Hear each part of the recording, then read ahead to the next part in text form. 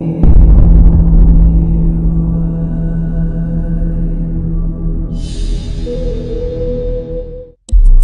भगवान का भक्त हूं जज साहब, उसी की भक्ति में लीन रहता हूं। सभी महिलाओं को मां, बहन और बेटी समझता हूं। ये सब झूठे हैं। मुझे किसी झूठे केस में जबरदस्ती फंसाया जा रहा है। मैं निर्दोष हूं जज साहब, निर्दोष हूं।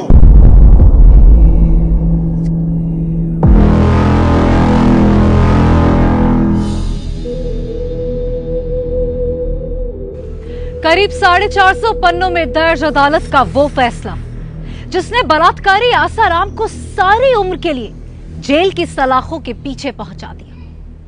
आसाराम अदालत में आखिरी वक्त तक यही कहता रहा, मैं निर्दोष हूं, मैं बेगुनाह हूं। आसाराम ने खुद को बचाने के लिए बाकायदा एक झूठी कहानी गढ़ी थी, एक ऐसी कहानी जिसका हर किरदार आसाराम को बेगुनाह बता रहा था। लेकिन अदालत में जब सुनवाई शुरू हुई तो आसाराम का हर झूठ, उसकी हर फर्जी कहानी एक एक करके बेनकाब होते चले गए। आज हम आपको दिखाते हैं कैसे अदालत में पकड़ी गई आसाराम की असलियत और क्यों 77 साल के आसाराम को मिली आजीवन कारावास की सजा।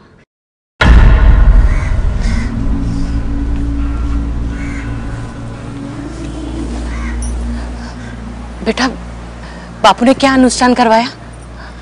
माँ, तुम बेवजह बापू को पूछती। बापू अच्छा आदमी नहीं है।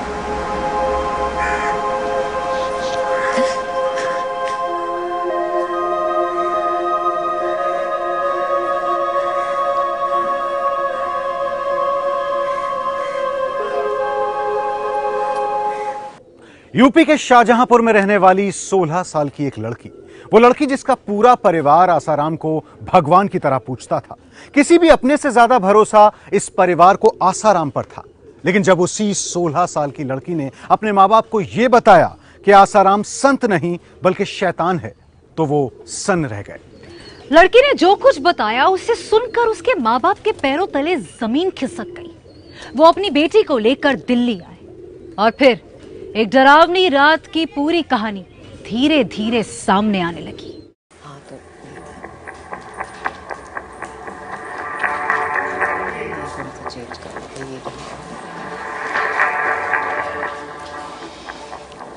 मैडम, हमें शिकायत दर्ज करानी है। क्या हुआ? वो हमारी बेटी के साथ किसी ने छेड़खानी करी है। जबरदस्ती हुई है इसके साथ। किसने की है? बताओ बेटा, किसने की है?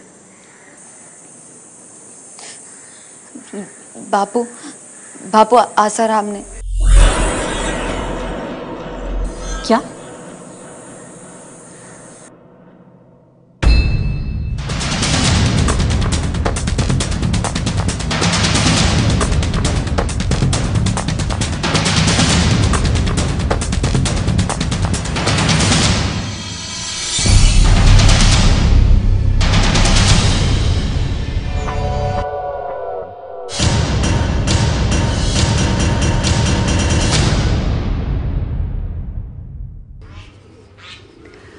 अगस्त 2013 को दिल्ली पुलिस के आगे 16 साल की एक डरी सहमी लड़की ने जो खुलासा किया था, उसकी कहानी बेहद सनसनीखेज थी। जिस आसाराम के करोड़ों भक्त थे, जिसे भक्त भगवान की तरह पूजते थे, उसी आसाराम के खिलाफ उसी के आश्रम में रहने वाली लड़की यौन शोषण के संगीन आरोप लगा रही। उसी लड़की की शिकायत पर आसाराम को 31 अगस्त 2013 को गिरफ्तार कर लिया गया और उसी दिन से अपनी बेगुनाही का केस खड़ा करने के लिए आसाराम झूठी कहानियां गढ़ने लगा। ऐसी कहानियां जिसमें न सिर्फ आसाराम बल्कि उसके कई भक्त और सेवादार भी शामिल थे। सब लोग मिलकर यह साबित करना चाहते थे कि आसाराम पूरी तरह बेकसूर है। जज साहब, एक साजिश के तहत मुझे फंसाया जा रहा है। वो लड़की और ये माता पिता उसके और भी कुछ लोग। मुझे झूठे केस में फंसाना चाहते थे। इन सब की निगाह मेरी संपत्ति पर है। मुझे ब्लैकमेल करने के लिए इन्होंने 50 करोड़ रुपया मुझसे मांगे, तो मैंने नहीं दिए, तो बस झूठा केस दायर कर दिया, झूठा मुकदमा चल रहा है? और झूठी गवाहियां हो रही हैं। वाह मैं निर्दोष हूं जज साहब, मैं निर्दोष हूं।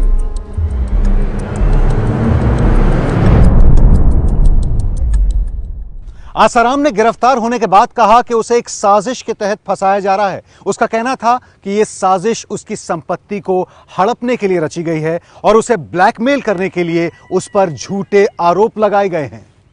आसाराम ने अपने बचाव में तो यह तक कहा कि आरोप लगाने वाली लड़की और उसके माँ बाप को जानता भी नहीं है। वो बच्ची जिस गुरुकुल में पढ़ती है, जिस हॉस्टल में रहती है, उससे मेरा कोई संबंध ही नहीं। हॉस्टल और गुरुकुल के स्टाफ से मैंने कभी बात नहीं की। और तो और उस बच्ची को और उसके माता पिता को न तो मैं जानता हूं, न पहचानता हूं, न मैंने उन्हें कभी देखा है, न कभी उनसे बात की है। मैं तो बस भगवान का भक्त हूं, उसी की भक्ति में रत रहता हूं। सभी महिलाओं को मां, बहन और बेटी समझता हूं। ये सब झूठे हैं, झूठे।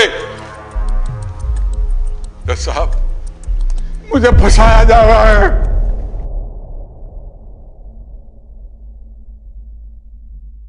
हरिओम।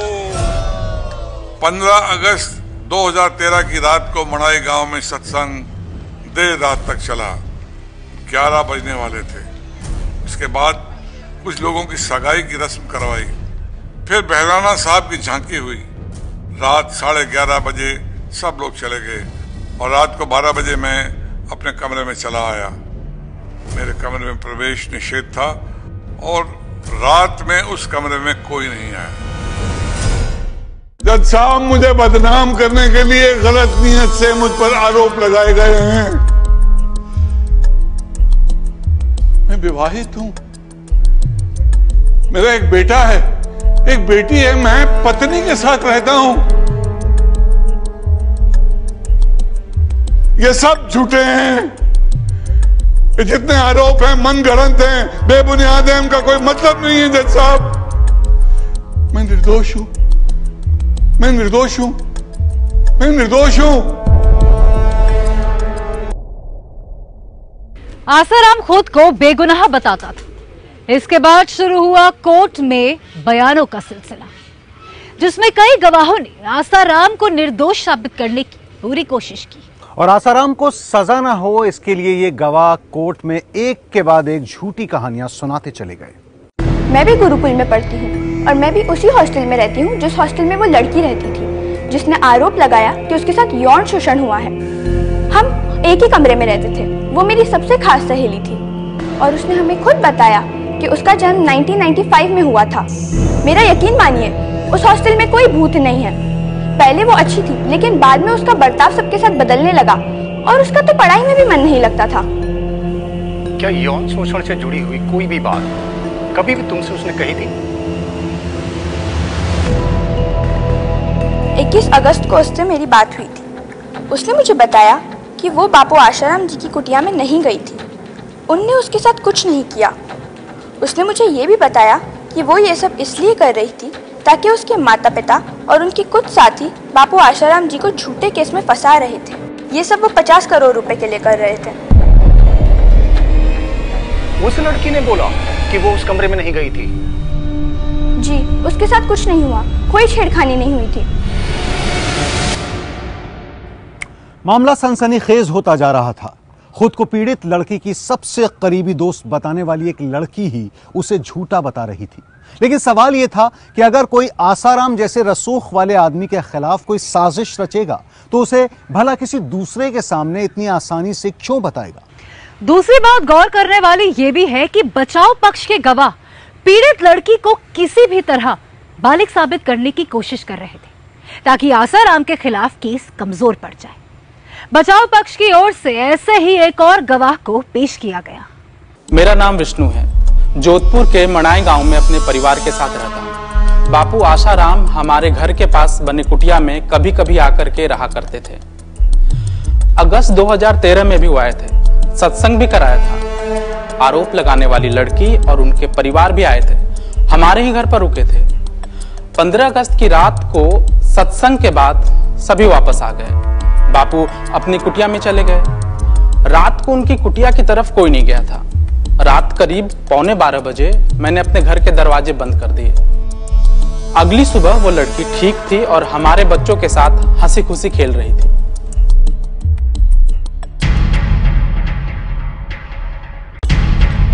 वो मेरी बहुत अच्छी सहेली रह चुकी है, मुझसे सारी पर्सनल बातें शेयर करती थी। हमारे इंग्लिश टीचर पंकज के साथ उसका अफेयर चल रहा था। वो दोनों साथ में रेस्टोरेंट जाते थे, फिल्म देखने जाते थे और पंकज ने उसको फ़ोन भी लाके दिया था जिससे वो लोग फ़ोन पे भी बात करते थे।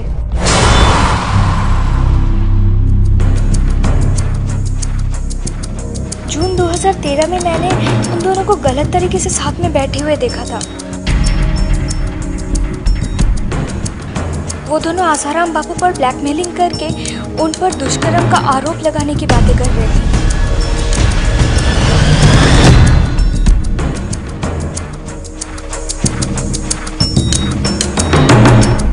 फिर पंकज को स्कूल से निकाल दिया गया। बस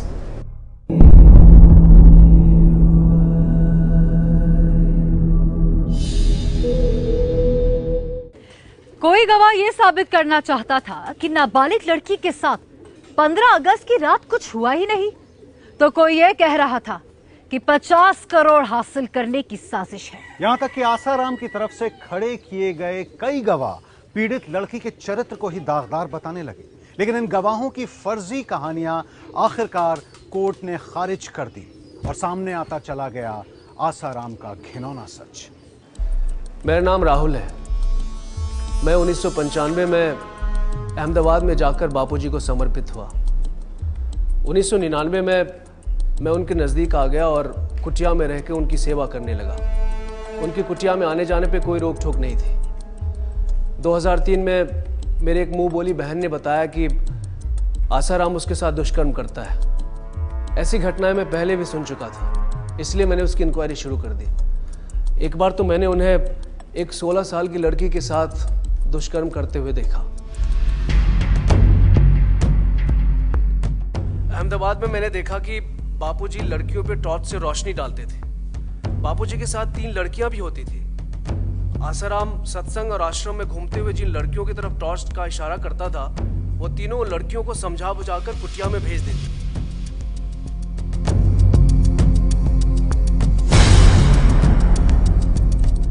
सर, मैंने एक बार दीवार के ऊपर से झांक कर देखा कि आसाराम उन लड़कियों के साथ गलत तरीके से छेड़छाड़ कर रहे थे। बाद में मैंने आसाराम से इस बारे में पूछा भी था। आप जो लड़कियों के साथ गलत काम करते हो ना, मैंने आपको कई बार देखा है। ब्रह्म ज्ञानियों को ऐसा करने से पाप नहीं मिलता। लेकिन एक ब्रह्म ज्ञानी को ये सब करने की इच्छा कैसे होती है? उठा के फेंक दो इसे बाहर।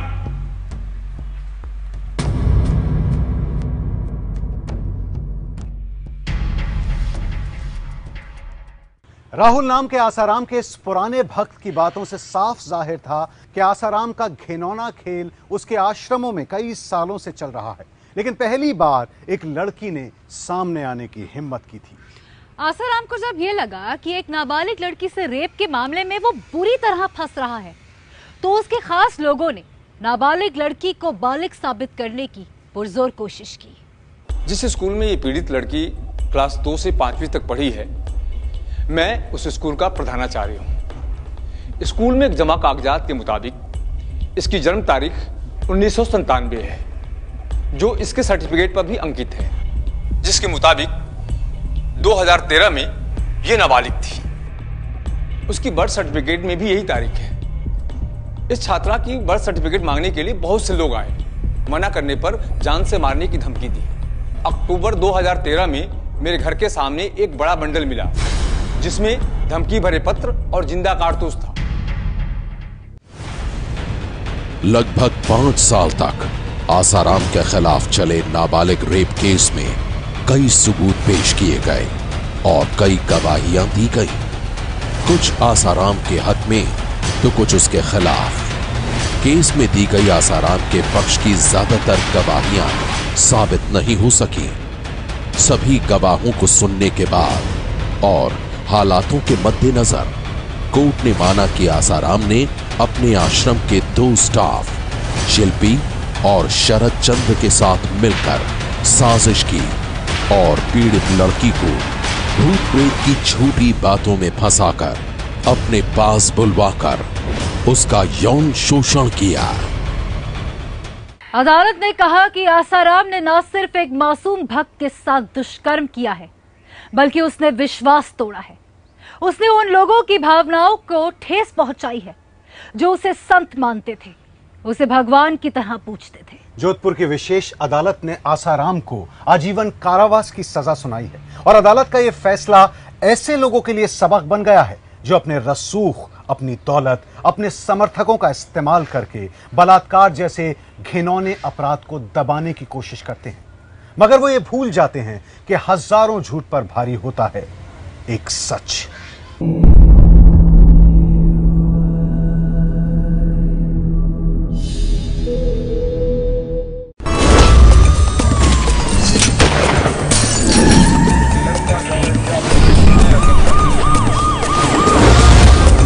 सनसनी